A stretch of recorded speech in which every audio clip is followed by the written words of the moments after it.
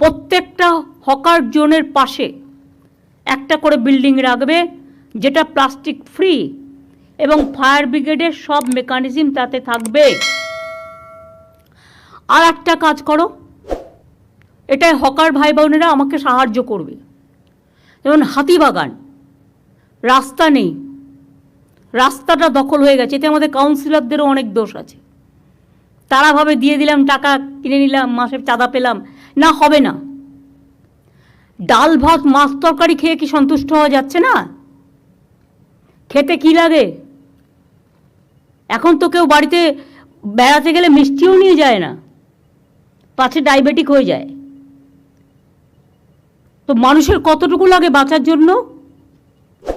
বাঁচার অধিকারের জন্য যতটুকু প্রয়োজন ঠিক ততটুকু কাজে লাগান, তার বেশি নয়।